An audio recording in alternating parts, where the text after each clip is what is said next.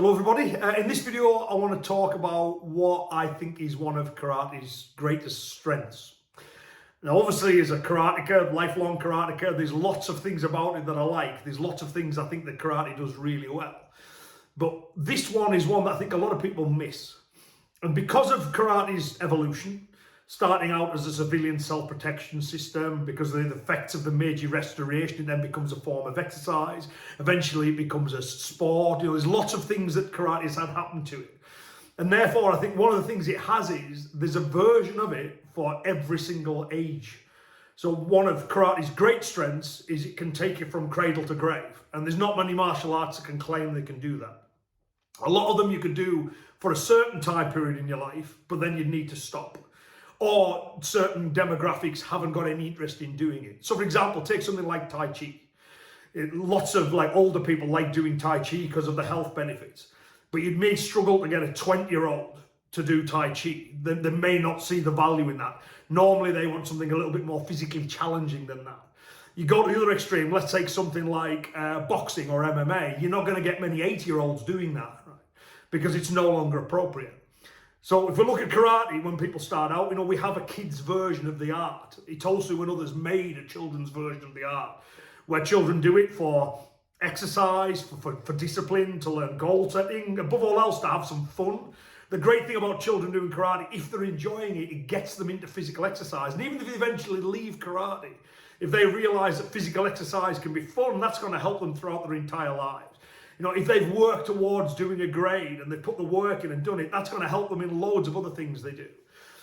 My children's class, I have this thing that I don't teach the kids what I call real karate. I get them ready to learn real karate so they can have some fun with it. And when they get older, they can learn the other version of the art. But there's a children's version of it. As they get older, you move into your teens and your 20s. And I think at that point, one of the things that age group, and everyone's different, but generally speaking, that age group, wants to challenge themselves and prove themselves.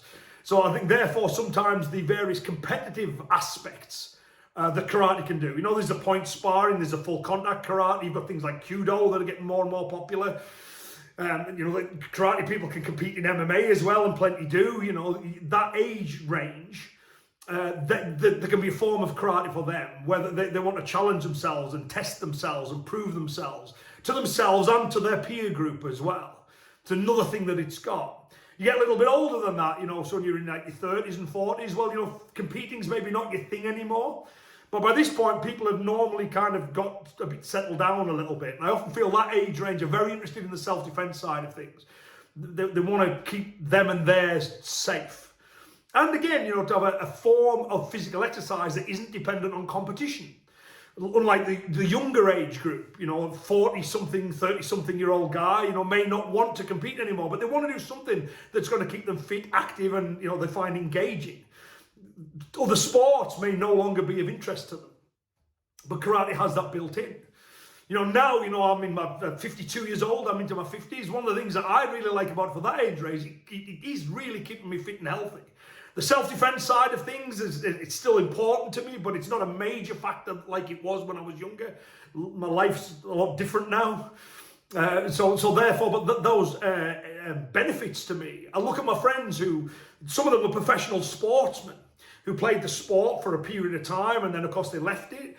And I look at their physical condition to my physical condition. I'm not as fit as I was in my 20s, of course I'm not. But I'm a very fit 52-year-old, that side of it. I also know people in the 60s, 70s that are, still training really hard and keeping fit and strong. And I do know people, like older than that, people in their 80s who are doing karate. Now they're not hitting pads and they're not sparring and all that kind of stuff. But like kata, for example, they're doing kata to keep themselves mobile and flexible. And again, it is enjoyable. There's been studies done on this. There was a study done a few years ago where they got a group of elderly people to do kata. And they found that they're physically and cognitively, that improved over the 3 months that they'd done karate, to the point where they got extra funding, did it for 6 months and found the same again. So I think this is one of the strengths, because I really like it. I've done karate as a child, a young adult, an adult, middle-aged man, and I hope to be doing it when I'm elderly. But it'll change in the way that I do it. I think because of karate's the way it's evolved, it has these different versions that we can shift between.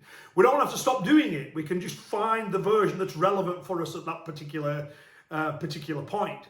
So I know in my dojo, we tend to concentrate on the self-defense side of things. You know, that's kind of what we do. And the age range of the club would typically affect that. We have some younger ones, you know, but in my adults class, most of them would be 30s, 40s and 50s. We have some, you know, into the 70s training with us as well. So I think this is one of karate's big strengths. There's not many other martial arts that can claim this. You know, if someone went into boxing, they can do a version of boxing as a kid, but they're not going to hit each other, you know, hard and in the head. But there's a certain point where they'll have to stop. And they may stay involved in boxing, but more moving into the coaching role or something along those lines. I've seen that in judo too, where people are very active early on and then they kind of shift to more a coaching role. Whereas with karate, you know, you can still train quite hard in it. And of course you can in the other arts too. I'm not saying that the other arts can't do this, of course they can. But it's just that within karate we have these well-developed sections within it. And I think it's one of the things that karate does particularly well. And we often don't notice it. It's one of the things that, you know, I love about it. You know, I started when I was a child and it was good for me as a kid. I hadn't done any form of exercise before then. Parents will tell you I was a lazy kid, wasn't interested in anything. And then I found this, oh, okay, I enjoy this. And I remember, you know, working hard to try and, you know, I want to pass this grade, you know, I want to do well at this competition or whatever. And I work and then you get the result. And that was a profound thing for me. Oh my God, I can change circumstances through my own efforts. You know, I learned that kind of early on through karate. It was very beneficial for me. I used to do a lot of the harder training in my 20s because, again, there was that thing of I want to test myself and prove myself. Self-defense element got really, really important to me when I've got like a family that I want to make sure I can look after and make sure everyone's safe. So now I'm in my 50s, you know, all that still counts for me, but the health benefits are really important to me as well.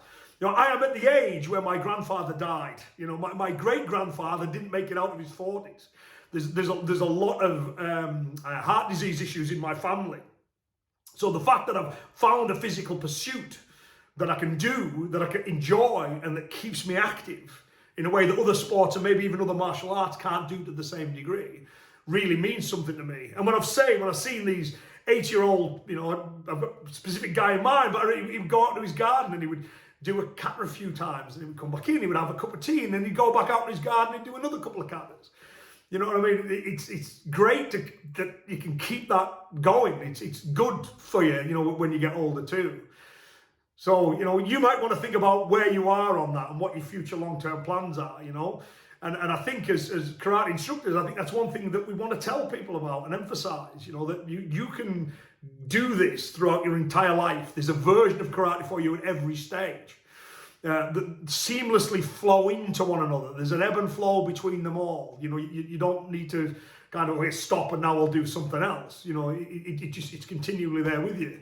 The kata has been part of it, you know, for me. Early on as a kid, you know, I had to work hard to learn the kata. I learned a lot about how to learn things as a child. Then there's the bunkai elements of it, the practical elements, which help with the self-defense side of things. And I do find kata enjoyable to do. It's a fun form of exercise that involves lots of movement in different directions. I always tell people, you know, the fact that kata has health benefits, it wasn't made to have health benefits. The analogy I use is if I punch my punch bag and, you know, do some rounds on it, it gets my heart rate going and gets me sweating, and it's good for my cardiovascular system, it's good for my health. But it doesn't mean the punches were designed to be good for my health, they're designed to be bad for other people's health. So, but there's a side benefit to kata, you know, away from combat, that it does have these health benefits. So maybe something for you to think about, because I do think it's one of karate's greatest strengths that we don't emphasize enough. That because of its history and the way that it's developed, we have this from cradle to grave, we can do it, seamlessly moving through all those various stages and emphasizing the various parts that are relevant to us in that point of life as well. I think it's definitely one of karate's great strengths.